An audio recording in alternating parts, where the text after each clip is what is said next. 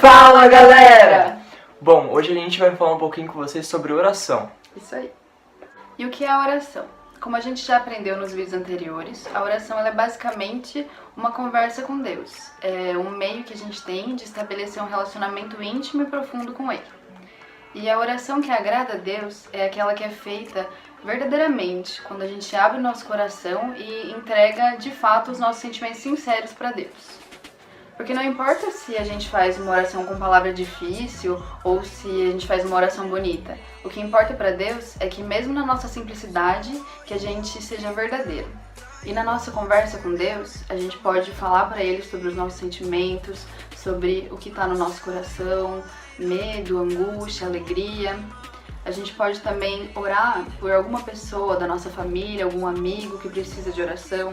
E nesse momento a gente coloca isso diante de Deus. Então, para resumir, na oração a gente conversa com Deus como um amigo. E como que eu devo orar? Tem um jeito certo para isso? Para isso nós precisamos entender que Deus, quando nos criou, Ele criou cada um com um jeito único e específico. Então, tendo isso em mente, nós entendemos que o jeito correto de você orar é da sua própria maneira, das suas próprias palavras, do seu próprio jeito. Porque juntos nós somos um corpo e cada um tem a sua maneira específica e única de orar.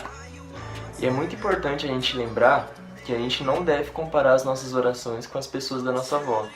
Porque Deus, Ele se agrada quando a gente se aproxima dEle da maneira que nós somos, com as nossas próprias palavras e com a nossa maneira de orar.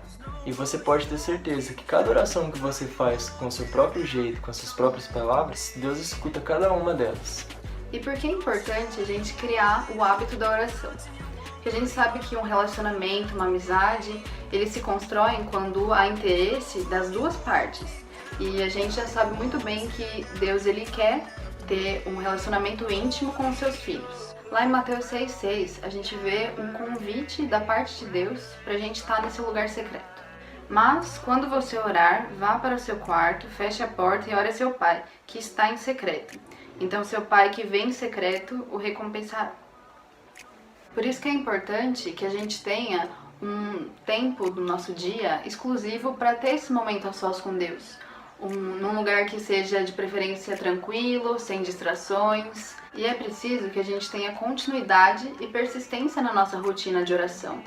Porque com o tempo, isso se torna um hábito e a oração faz parte do nosso dia. E a gente começa a sentir prazer em estar na presença de Deus. Até Jesus, quando ele veio aqui na Terra, mesmo sendo Deus, ele reconhecia a importância de estar em comunhão com Deus. Então ele, em alguns momentos, ele se retirava e a sós ele falava com o Pai.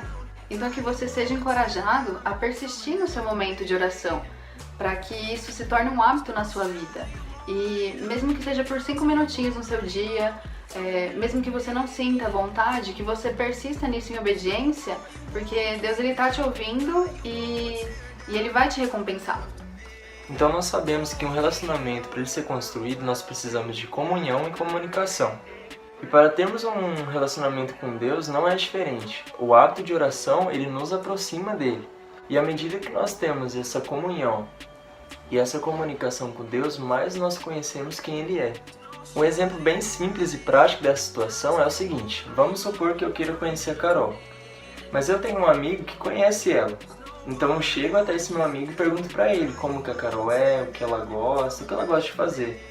A primeiro instante é muito importante eu ter um amigo que me apresente quem a Carol é. Mas a melhor maneira de eu conhecer a Carol é eu me comunicando diretamente com ela. E com Deus é a mesma coisa. Lá em Lucas 9, no versículo 18 ao 20, diz que Jesus estava orando em particular e ele pergunta aos seus discípulos: quem as multidões dizem que eu sou? Eles respondem a Jesus. Alguns dizem que você é João Batista, alguns dizem que você é Elias.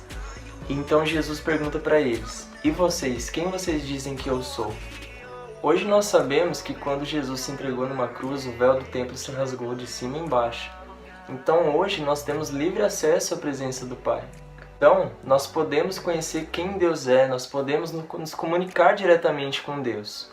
Então que nós não possamos terceirizar os nossos relacionamentos com Deus, que nós não possamos somente depender das pessoas para conhecer quem Deus é. Há um convite em Mateus 6,6 que Deus fala: vem para o secreto, que o Pai que está em secreto ele vai te recompensar e Ele quer se comunicar com você. Então você tem livre acesso à presença de Deus, não esqueça disso. Então, meus amigos, é isso aí. Lá em 1 Tessalonicenses, no capítulo 5, no versículo 16 e 17, diz: alegrem-se e orem continuamente. Então que nós possamos ter esse prazer de orar e nos comunicar com Deus. Lembrando, a única oração que Deus não ouve é aquela que nós não fazemos. Que você seja muito edificado com esse vídeo. Deus abençoe, galera. Valeu!